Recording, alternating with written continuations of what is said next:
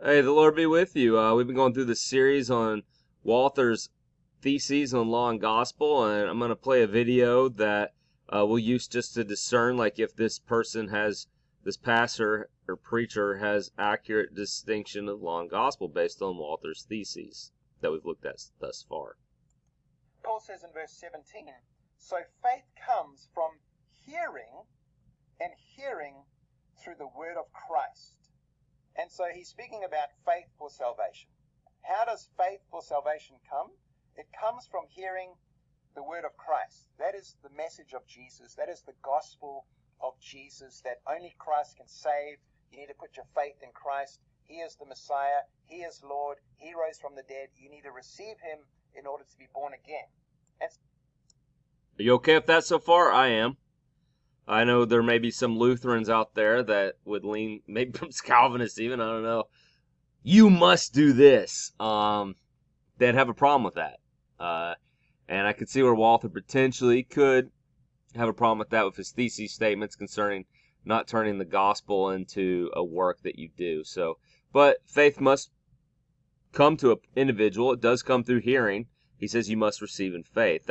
I think that's completely in line of Scripture. If you think John 1:12, it's all who received him, who called upon his name, he gave the right to be called children of God. Verse 13 removes that as your work, because it says it's not by your will, not by your decision, it's being born of God. So God still gets the credit. You'd have to hear him more, I think, to know if this receiving, this believing that you must do is something that's supplied as a gift to you, or if it's an action on your part. And we'll see as this unfolds if he does that or not. And we'll also see some other issues that Walther brings up. So faith comes from hearing, but you need to be hearing the gospel of Jesus, the word of Christ. And so there's no... That's good too. Salvation comes through the gospel, not the law, right? That is a really good distinction that he's making. No use in hearing the law, and faith's not going to come from hearing the law and hearing Moses. Faith comes from hearing the message of Christ, and that's the problem with Israel. Okay, so small distinction problem I have there is faith's not going to come through the law, but then he says faith's not going to come through Moses. So if Moses is being reduced strictly to the law, then he's absolutely right. However, as Walther pointed out in one of his first theses, is that God's word comes to us in both law and gospel, and that's the totality of God's law.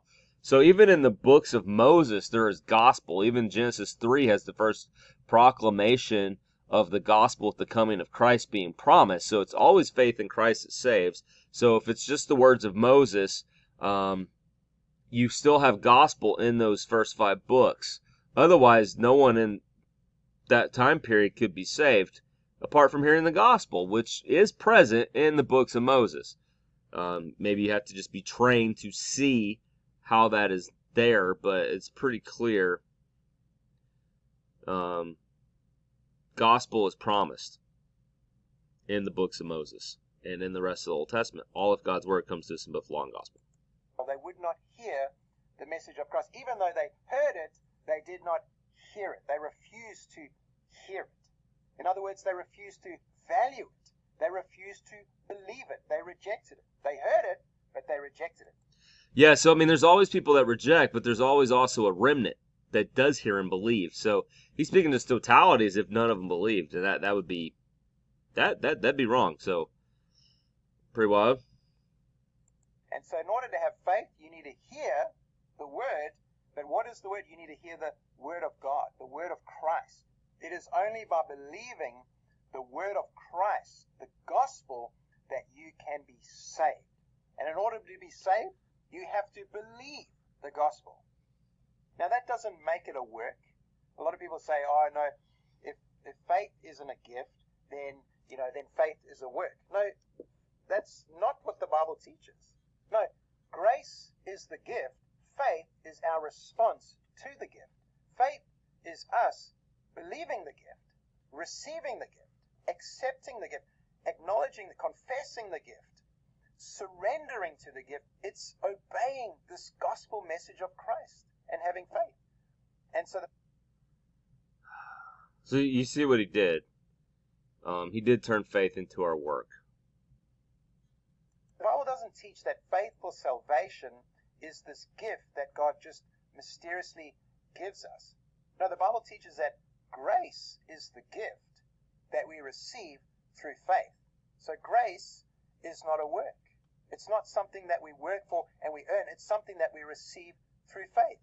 That is the gift. Some people confuse Ephesians chapter 2 and they say, no, grace and faith, that's the gift. And which is what Lutherans would say, and which is what Walther has laid out. We're saved by grace through faith, and this not of yourselves. We would say that this not of yourselves, it's a gift, not a work, so no one can boast, applies both to the by grace and the through faith, which is the great mystery, right? And we're dead in our sins and trespasses, what Ephesians 2 says before we're saved by grace through faith. We're dead in our sins and trespasses, in which we were made alive by Christ. Past tense on our part, or present, passive tense on our part. And I don't believe that that is correct. Because the Bible doesn't actually teach that salvation faith is a gift. Now, God can open our heart, and God can unlock our heart, and the Holy Spirit can help, and people praying for you can help you to open your heart, but you have to receive the gospel. You have to believe the gospel. So God can open your heart, but you still have to do work. So this goes back to those theses that we looked at before. You have to surrender to the gospel. You have to obey the gospel. God doesn't make you do that. But just so again, obey the gospel is turning the gospel into a law, right? Obeying the gospel. And this is one of Walther's theses, right? Not to turn the gospel into, not to mingle law and gospel together. And the gospel, with Walther unpacking, puts no demands upon us. There's not something for us to obey. It's pure gift, pure giving. And so you can see where if your salvation then involves you in some way, your works are involved. But he said faith isn't a work, but he's just said that it is. So it's very difficult. I think he sees the problem in what he's saying, and he's trying to work around it, so where faith isn't a work, but his language keeps saying that it is. And in a moment, I'll unpack why that's maybe more problematic. But let's hear what he has to say more. Putting some gift of faith inside of you and then making you believe. No, that's what that belief leads to. If you believe faith is a gift, then you are getting rid of free will. You're saying that there's no such thing as free will. You're saying that God just puts the gift inside of you. No, we actually need to receive.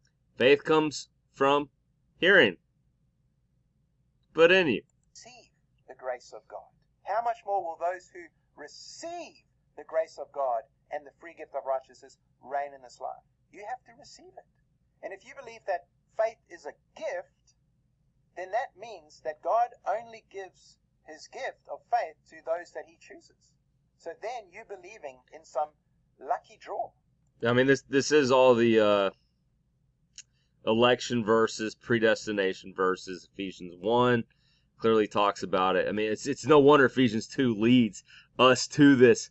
Faith is a gift. It's all set up with Ephesians 1, indicating the choosing of God, the electing of God, the adoption of God. These are things that are not contingent upon us. Romans 9 through 11. Mercy, right?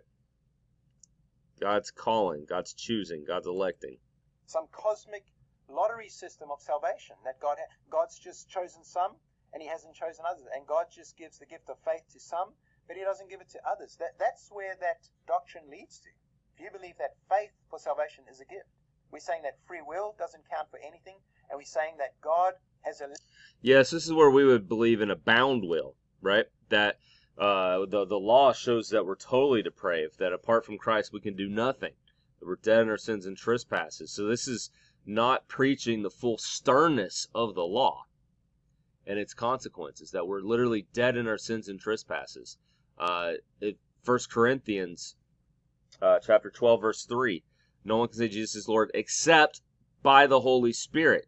You can't say he's Lord except by the Holy Spirit. You're born of God. I mean, this is stuff that you do not play a role in. John 1:13, very clear. Not your will. Not your will, not someone else's will. Not your decision, not your birthright. It's purely being born of God. Now, that is the great mystery, and we can erase the mystery and make it more palpable like he's doing. But that would be mingling law and gospel and ultimately destroying the gospel. Elected some to be saved and others to go to hell. That's what we're saying. No, the truth. Well, that's double predestination. That's not what Lutherans hold. Scripture only shows election, predestination, adoption to sonship, to glory, to salvation, never mentioning those things towards damnation. Paul writing to Timothy says, and Peter as well, in 2 Peter 3, says that 8 through 9, 2 Peter 3, 8 through 9, that it's God's will that none should perish, right? So that goes against him electing to damnation. It's that none should perish, all should come to repentance. So somehow, some way, our damnation is 100% on us. Somehow, some way, our salvation is 100% on God and his credit. This is what Lutherans would call single predestination, and he would not get it at all as a free will Bible believer. Free will, you choose. It's your work. Even though he may say it's not, it may say God opens the heart. It's like, well, God's still doing it. If God doesn't open your heart, can you make the decision? So he's still like mingling and messing all this stuff up to try to avoid what he runs to of his reason, which is Calvinism, double predestination. God electing to damnation. It's just not scriptural. You need to hold all of Scripture together, keep the mystery. Faith isn't the gift. Grace is the gift. We're not saved by faith. We're saved by grace. Through faith. You have to have faith in order to receive this grace. And so faith isn't a work. Faith is actually humility. Faith is actually surrender. I'm surrendering to the grace of God. I'm not trying to earn my salvation. I'm surrendering. I'm receiving the gift of righteousness. And how do I receive it? I just believe in it. It's like Abraham. God promised him all these blessings, and Abraham didn't deserve it, and yet he just believed God. And because of that, God... So if he doesn't do anything, then it's a gift, right? You just believe it. You don't do anything. It's like, dude, mixing and mangling stuff so much. People are going to be confused here. Credited him with righteousness. And so God promises us grace and salvation and eternal life. And what do we do with that? Do we reject it? Oh, I'm not worthy. I haven't done enough to earn that. Or do we just surrender to that truth, to that word, and say, yes, I believe that. I receive it. Thank you, Jesus. Okay? All right, so here's the problem with this type of preaching too. Like I said, based off Walther's theses, he messes up and indicates essentially, I think he was saying that people in the Old Testament, they didn't have the words of Christ because they just had Moses and they didn't have the gospel. That's problematic. It means they're all damned. Two, this definitely the faith. You can see how he's emphasizing your work. The reason this becomes such problematic is because it moves into the realm of, do I really believe? Do I believe enough? Do I have too many doubts? Right? Have I truly surrendered? Have I truly this? So because all this is law-based, you then have to ask yourself, have I actually met the standard that God requires in this realm of surrender? Have I surrendered all? There's that praise song, I've surrendered all to Jesus. You start to ask, have I surrendered all? This now becomes a mark of your salvation. Did you surrender all? Again, do I have too many doubts to believe? This is stuff that creeps in and causes doubts because you're inserting your work into your salvation, a place where God alone can save. And that's the great thing. I mean, the Baptists are great on singing the Nothing But the Blood of Jesus songs, right? The what a Savior I have in thee. I mean, but you can see how the language can be deceptive in some ways. And it can wreck a person. And that's why in some churches that have this emphasis on your surrender, your turning over, your submission. Submission, funny word. That's what Islam means, right? Submission. Muslims, those that submit. So, lay that there. But that's why in these churches you sometimes have people at their altar call to give your life to the Lord. They go up once, but then down the road they realize, I didn't really surrender this facet of my life. I didn't really surrender this sin or release this sin. So my commitment wasn't real, so I need to go up again and do this again. And so sometimes it even leads to multiple baptisms because the first time you weren't truly committed.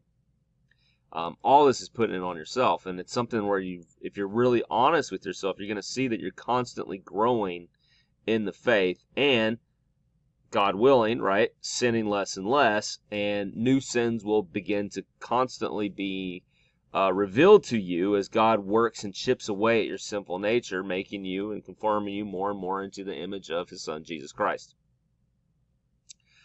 So in that regard, as you become more sensitive to certain sins that you weren't first aware of, you'll go, oh man, I didn't really convert because I'd never really surrendered this. Or let's say, God forbid, you fall into some of these weaknesses like David did. And I already said in the previous video, I still think David was in the faith at the moment of his succumbing into sin, even though it was really bad sin. And so you start to ask yourself, did I sin too much right now? I must not truly believe. And this is where it all goes. For the Calvinist, for the person that confesses we have free will and faith is our work, it always goes to, it always ultimately runs to your works being involved and your progress in the role of sanctification being the mark of, do I truly have faith? Because the Calvinists can't just say Christ died for all. So how do you know Christ died for you? Well, I have faith and I bear fruit in repentance. Well, let's say you're not. Who's the judge of the fruit? You are. Other people are. And the law of God will reveal your sins to you. And you'll go, oh, I guess I may not be a believer because I still have this sin being revealed to me by God's law. And we become the arbiters of our own judgment of righteousness. And it happens every way, because the Calvinists can't look to Christ and His righteousness alone because they don't know that He died for them individually. And the Baptist or non-anomer or Pentecostal or Methodist or whoever wants to claim free will, they do the same thing. They have to look at the fruit in their life to see if they truly believe, because their work is involved in salvation. So there you go. That's where this stuff matters. It can lead to doubts, and it can creep in very slight and subtle ways that on the surface sound good. And I think if you really just play that guy's video back, and you can see he seems to flip back and forth. God can open your heart, but you still have to receive. Wait, does God open my heart? If God has to open my heart, then how's that different than Him opening some people's hearts but not opening other people's hearts? Right? Oh, He opens everyone's heart, but I then have to do this. Blah, blah, blah, blah, blah. Okay, but it's not scriptural. It's mingling law and gospel, causes doubt, which is what we don't want. We want the assurance of salvation, because Christ truly has died for all of your sins. Amen.